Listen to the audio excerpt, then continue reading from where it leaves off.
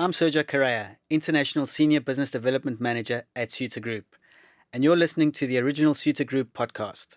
Today, I'm joined by International Controller at Ceuta Group, Paul Widdop, and CFO at Foundation Consumer Healthcare, May Petracco. We'll be discussing how to successfully globalize a health and wellness brand, a challenge not to be taken lightly, and one that Foundation Consumer Healthcare has recently met and accomplished with their global healthcare brand, Breathe Right. So happy to have you both here. May, tell us a little bit more about Foundation Consumer Healthcare's journey with Breathe Right and how you came to work with Ceuta Group. It's a special story for sure.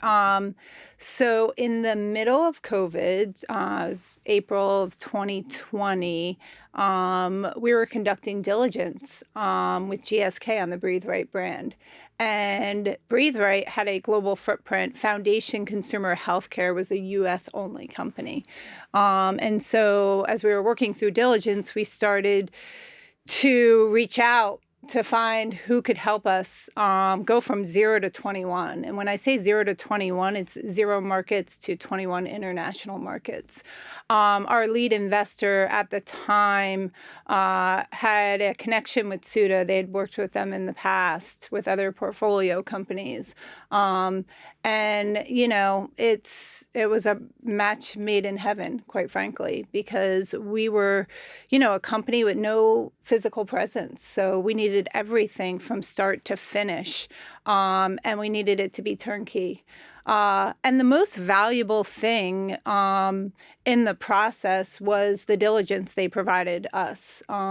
We were able to value the international market, and quite frankly, we were able to transition it a little faster than normal because of all the work we put in up front and then execute. So, you know, it's been a great marriage. We're really fortunate, and that's kind of the backstory. Why did you decide to seek an outsourcing partner? Setting up a physical presence in 21 countries would have been a huge undertaking. As part of our bid to GSK, we needed to swiftly transition the market. So, and quite frankly, we wanted to focus on our core competency, which is the U.S. marketplace. So an outsource partner made a ton of sense. The trick, though, in my mind, is finding somebody that can also support you from a regulatory standpoint, from a quality standpoint.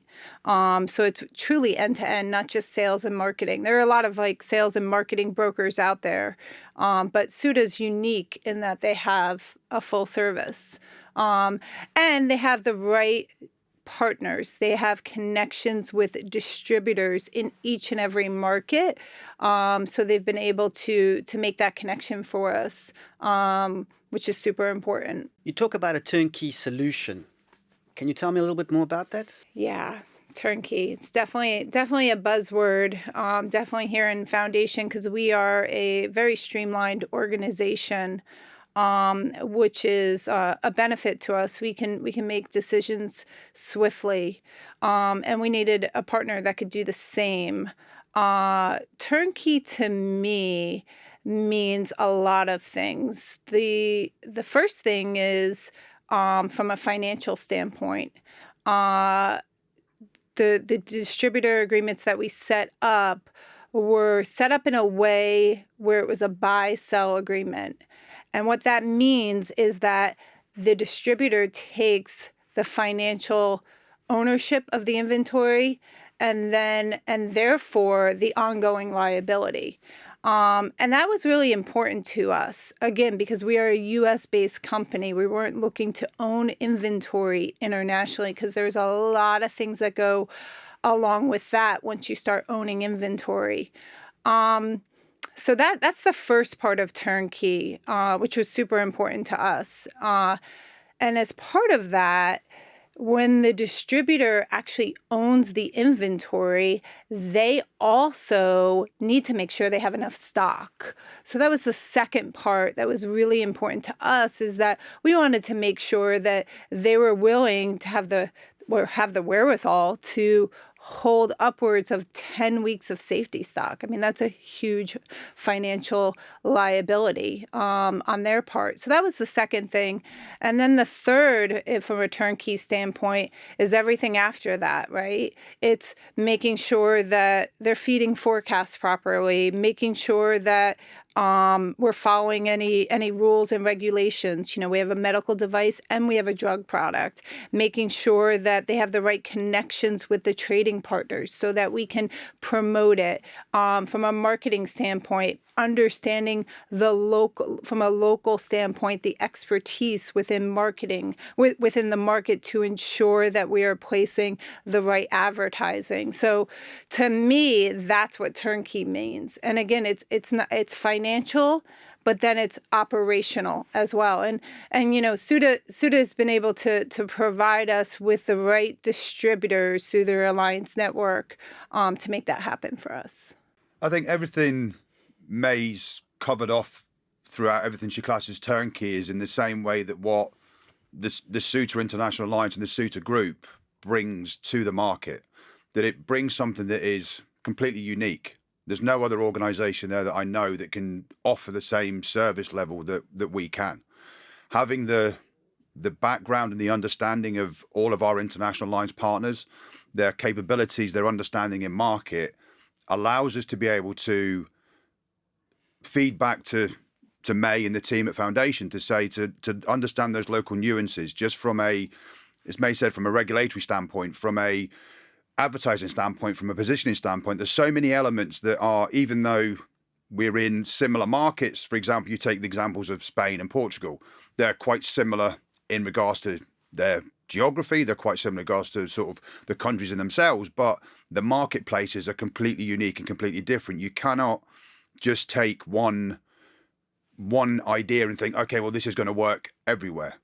So having that infrastructure in place that the alliance, the Ceuta International Alliance brings, gives the confidence when we're talking to the likes of Foundation about a global proposition, that we know that the individual countries will be able to deliver back the expertise and the support that we believe and we communicate to Foundation that they do. And that's what they have done from day one, have been able to go through the whole process with Foundation to allow us to be able to transition very quickly into 21 international markets.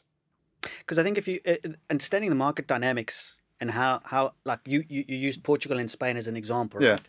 Very, very, very similar in terms of food, XYZ, but in terms of business, Yeah, completely different. Completely worlds different. apart. Yeah. So it's how do you having somebody that understands that sort of culture allows you to engage with that business quick. You know what I mean? Yeah. So it's like, well, no, you can't do that. You can't push that. Yeah, so it's Ceuta's rich understanding of the local markets, The local nuances and the local cultural along differences. with the distributor, and the proactive management of the distributor. So when you go to the table with them, you know how to present it, and how to work with them to achieve success. But I think the difference with it as well is that when you, as you said earlier, I think that there is similarities between Portugal and Spain, but there is then a lot of differences as well. And I think having specialised organisations with each country who understands that local nuance and allows us to then learn from them and have a broader understanding across the globe, we're never going to know the detail. And that's the whole point of having a specialised partner in each individual country, because they're the ones who know their markets inside out. Mm-hmm. They're the ones who'll be able to tell you all the specifics in regards to regulatory or marketing requirements or restrictions. Whereas we understand it from a broader picture to be able to say, well, okay, look, we know in multiple markets there's these regulations, but we're always learning. We're always trying to understand more. So we're trying to learn every time we talk to the distributors. We're trying to learn every time that we talk to our clients to be able to say, okay, well, we know more today than we knew yesterday, but we'll know more tomorrow. So you believe your team having that knowledge and understanding of different markets allows to prepare and engage on a quicker transition for any business that's incoming to Ceuta? 100%. I think that having that expertise locally, but also the broader knowledge globally, allows us, when we can speak with confidence. When we're talking to a new client, for example, if we're speaking to somebody in regards to a proposition saying, well, we want to be able to go into these markets, we can look at a brand, we can look at the distributors we've got. Now, there may be an occasion where it just isn't a fit for a number of different reasons. I think that's when you're looking at a brand launch. If we take it away a little bit from Breathe Right in regards to that was already established in markets and you knew it was there. If we're looking at the saline proposition, there is a competitive category there already. We know it's there. We need to appreciate that. We can't just, even though Breathe Right's the strongest the brand in its category within every market that we trade in, that a new product coming to market, there is already a competitive set there. You have competitors on shelf. You can't just expect because, we're Breathe Right, we can go and do whatever we want. You have to be understanding of the competitive set, understanding of pricing matrices, what the competition are doing, what the competition are saying, what are we going to be doing or saying different, how we're going to be priced differently, to be able to, when the distributors have a conversation with the trade, is to say, well, actually, you know what, there's a reason why we should be on shelf, not only that is associated with Breathe Right, but also the fact that we're actually offering a point of difference. Our pricing, the margins are all correct, is what the distributors need to have to be able to offer back to the trade. But having a point of difference to go to market is imperative. You can't have just a new product that's the same as something else and twice the price because of the brand name. It doesn't warrant that with the trade anymore. You need to have the right story to be able to go to the trade and explain, this is why you should have us. There is a reason why we should exist alongside what you already have, or potentially replace one of your slower selling lines, because what we're offering is not only a brand that's known and well known by consumers, but also a product that's offering something completely unique and different to what's currently on shelf at the moment. And the same applies in the U.S. market. I mean, having a unique selling proposition is key, and that's why the saline makes a lot of sense. We have a unique aspect to that saline. But same applies in the U.S. You have to have something that, a reason to believe, a unique selling proposition.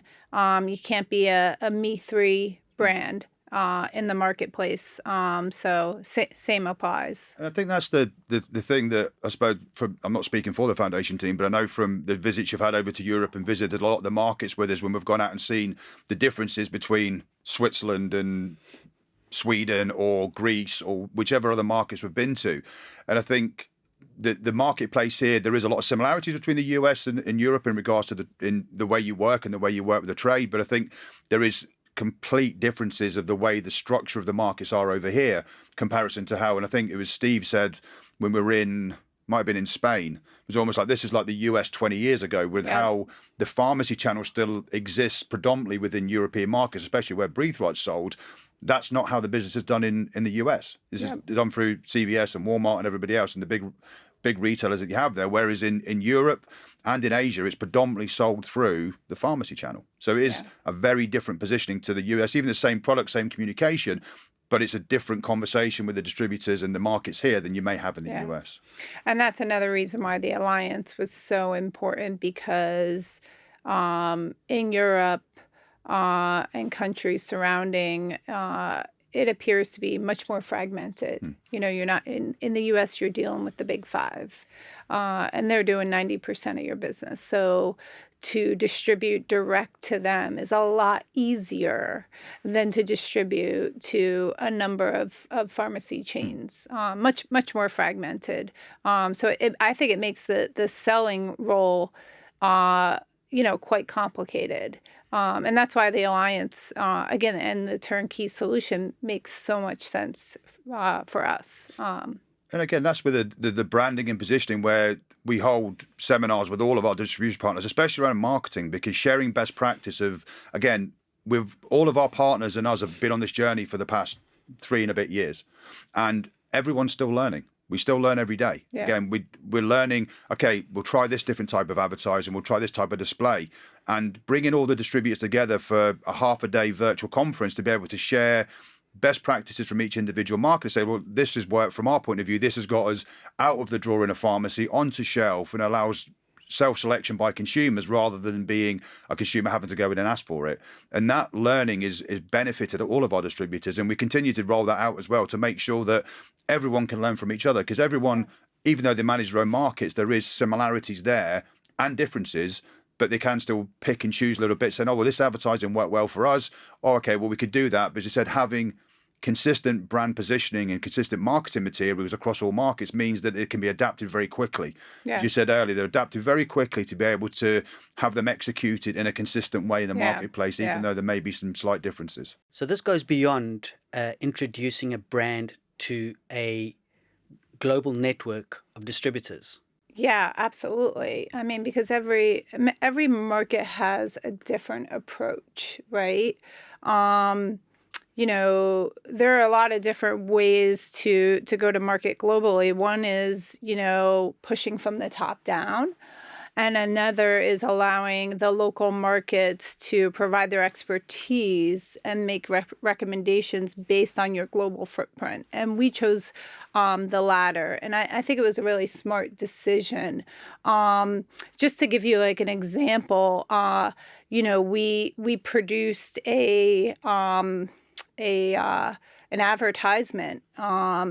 And we shot it, and then we changed the language voiceover so that each and every market had the ability to have the same spot for Breathe Right, but in their local language. And the words changed because there's some nuances locally, but the product is the same. It's one global footprint, one brand packaging, one name, and from a product use standpoint, it's somewhat similar. So that's an example of where it's beyond just introducing a brand. It's figuring out how the local market runs and then leveraging the expertise of the distributors and leveraging the global brand in a way that makes a lot of sense. So that's one example that kind of comes to mind. But I think the starting point is always, you go back to the basics of what it is, and it is, how do we sell this product in market? We had to transition out of GSK, so that came with multiple different challenges. So it came regards to brand names in individual countries. So there was various different elements that had to be looked at in individual countries where the brand name was no longer Breathe Right. It had been transitioned into a bigger GSK brand. So we had to then move that back to Breathe Right. So again, that came from a regulatory standpoint to make sure that even the consistency of branding of the name globally in 21 markets, which ranges from South America to Australasia and then throughout other markets in Europe. So there's a lot of different regulatory bodies that we have to look into in regards to the TGA in Australia or various other different sort of regulatory bodies throughout Europe. So we had to make sure that the brand names and everything else aligned and stood together. Then, as May just said, I think going into the branding part of it is trying to get that consistent messaging. It's taking 21 markets with all different languages to have a consistent message, look and feel that's been built up across the entire portfolio to make sure that on shelf the packaging looks the same. So you've got consistencies. If you're a consumer from Spain, for example, and goes to Australia or Germany or Sweden, you walk into a store, even though it's not in your mother tongue, you will still recognize a product on shelf because it looks pretty much exactly the same as yours did in your own market, just has a different language on it. Mm-hmm. So I think those elements, just as a starting point of, before you even get into the levels of distribution of how we then sell to the trade and everything else, it's a standard distribution thing that you would work on. These elements had to be worked on and built. And as May mentioned, I think the advertising part of it is trying to utilize the best communication message that's consistent across markets. So again, you could be a foreigner in a country and see an advert on TV and recognize it just through the imagery or the look and feel that's been developed. So the consistencies of the marketing and the support behind the brand to keep that consistent is key to allowing consumers to understand who we are wherever they are in the world. Yeah, we were really excited when we launched the consumer advertising program because, one, that we were able to launch from a consumer standpoint because we believe that's at the heart of everything. But two, we were able to do it in a way that's like a test and learn, and have so many efficiencies and roll it out to multiple markets. So test and learn is always best, and we had so many good results in a number of markets. So then we could continue to reinvest. And that's another thing that I think is great about Ceuta is, you treat our bank account like it's your own, and you understand the need for a return on investment. And if there isn't a return, we've got to pull back and pivot. And I think you guys have done a really nice job with that. Again, that's what we mean by turnkey. Like when I talk about from a financial standpoint, the inventory, but it's owning the full P&L, having full P&L ownership. And so I think that was really important to us. Yeah, no, and it is a key where we look at our business planning process, and everything we do on a regular basis with all our marketplaces is looking at, okay, if somebody isn't performing to what we expected, and we invest behind them to allow them to grow the brand. And there is challenges in markets out there, and we know there's a financial crisis in a lot of countries at the moment, a lot of financial challenges for consumers. So people are reining back in, but there is an investment level that's adjacent to the business proposition. Yeah. And we know that, again, when we talk to you regularly about this, is saying, look, well, this market isn't performing. You think we're going to miss it. What do we want to do? Do we want to carry on with the investment level? Which, in fairness to you and the foundation team, is you've backed the distributor to say, look, no, we understand that it's challenging out there, so we're willing to, even though they're not going to quite get to where we thought they were going to, we're going to continue to invest behind them and support them in the development of the budgets we agreed. Yeah. Which is having a client like you that we work with is great for both me and Sergio in regards to the work that we do, and is much a challenge. As we said earlier, we're in this together, and we're here fighting to make sure that we deliver the best results possible for the business. And having the support from you and the team, doesn't make it easy, unfortunately, but it does make it easier.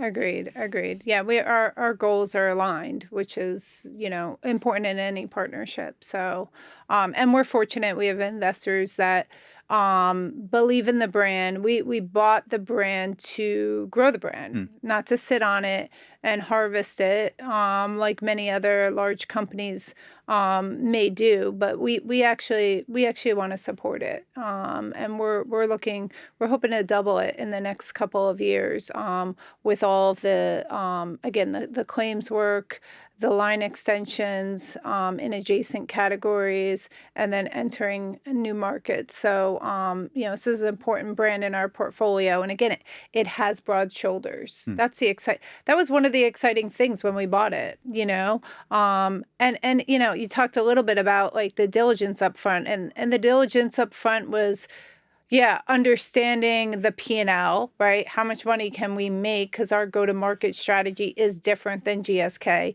But second was conducting the research and just understanding like what does Breathe Right mean to consumers in these markets? Understanding that, is there opportunity to grow? And that was part of our valuation and how we priced the deal. So, it's finding a partner to be in it with you from start all the way through is a huge advantage. What are the plans for Breathe Right in the future? What are the next steps? Well, I'm happy to report that Breathe Right globally is over $100 million in sales, which is, enormous. And we're in 21 markets. Our next steps, Breathe Right has broad shoulders. The name allows you to extend into adjacent categories. And so, and we know that a lot of users of Breathe Right are also users of nasal sprays or other therapies. The fact that Breathe Right is drug-free allows for that. It's an interesting product from that standpoint, and a lot of concomitant usage. So, number one is absolutely continue to line extend and leverage the power of the brand name into adjacent categories. The second is to penetrate markets that haven't been tapped into, to continue to extend the brand name.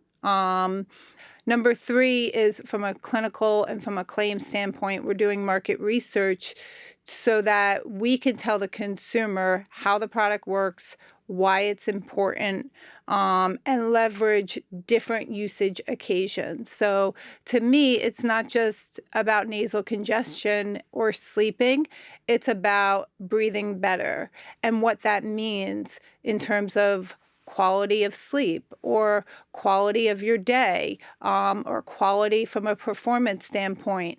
And so that's really kind of the next step from a marketing and claim standpoint. So again, I go product, market, and then from a claim standpoint, kind of where we can extend, to help the consumer understand how the product works. And I think from that aspect as well, I think the benefit we have with the Alliance, that when we're looking at the saline spray or range extensions, or we can get, with the expertise our partners have in the markets, we're able to go out to them and say, look, what do you think of this opportunity? What does your market look like? We get local understanding and local knowledge on a far broader discussion of where we're looking at potential pack transformations going through in the next few years, of getting that local understanding of, okay, what are the challenges of this packaging within your market? It may be different from one market to another, but the benefits we have with the Alliance is we have that very special expertise and knowledge base to be able to give us very robust feedback, whether it's from a consumer level or whether it's from their own personal and trade level and their expertise in the marketplaces.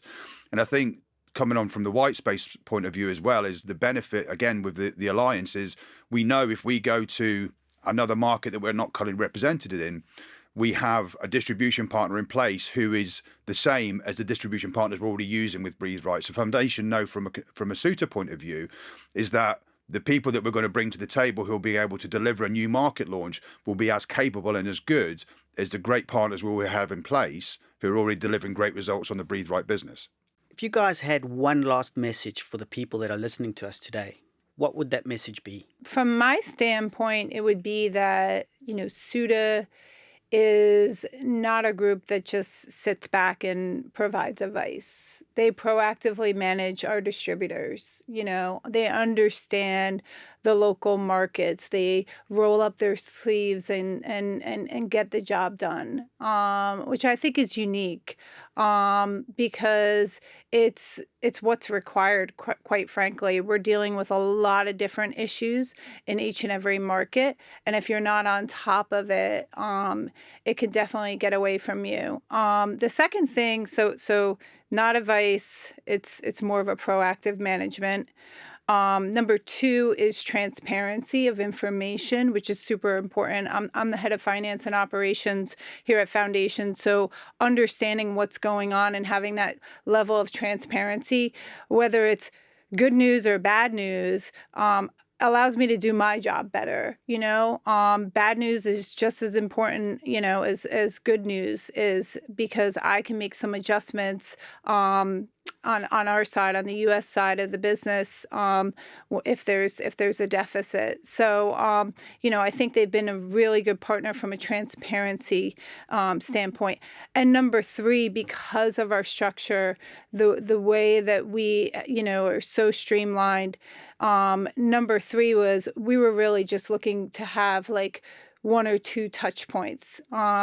We only have a few individuals on our side that manage the rest of the world business. So we wanted to keep it from that standpoint as well, very turnkey and streamlined. We wanted a few individuals we could go to that were managing the business from the top. And Ceuta has been able to provide that to us. So again, proactive and management, with all of the distributors, transparency, and turnkey and streamlined management approach, I would say. So, we've been very fortunate to find this marriage, and we're kind of, we're looking forward to continuing not only to grow Breathe Right, but also acquire more assets together.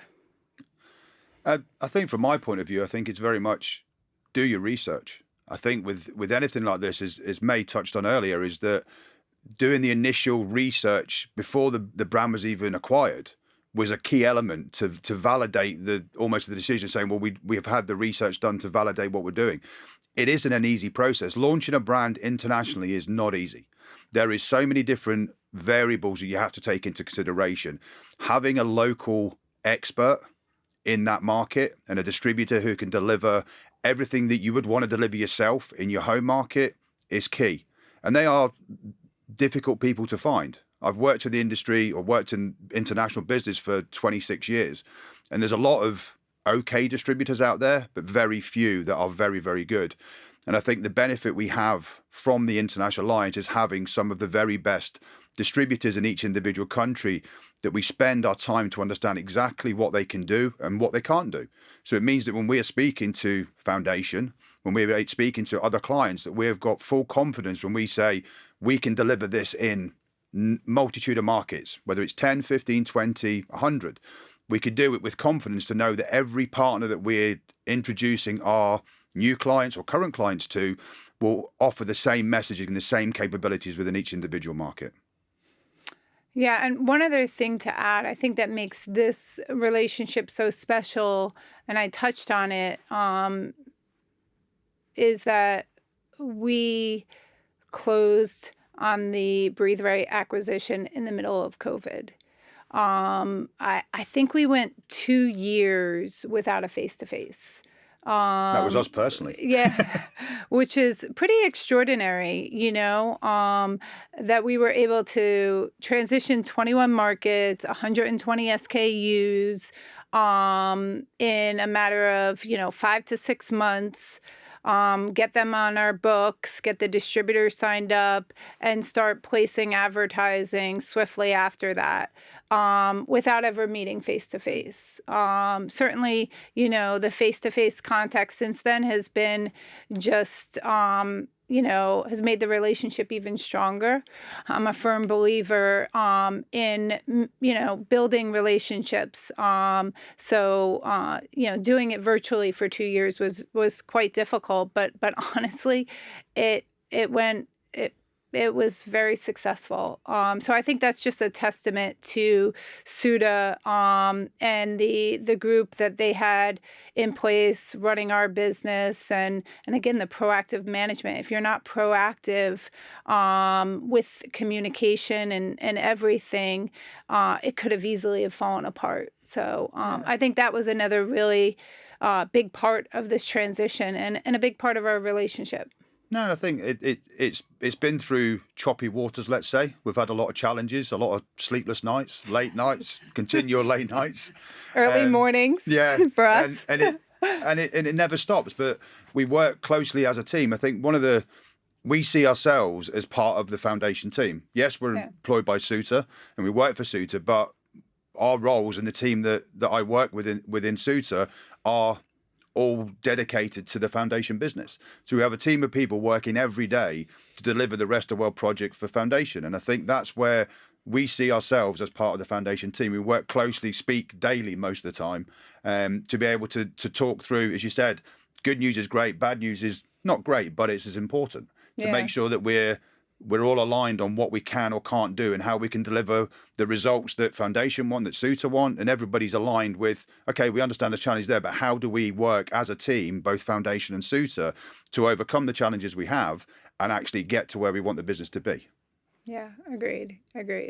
And once I figured out that I could put Teams on my phone versus my computer, that was big, especially with the early morning wake ups. So it was a success. So agreed. Well, I think that brings us to a close on this interview. I'd like to thank you both for joining us, and thank you. Thanks, Sergio. Thanks. Cheers, man.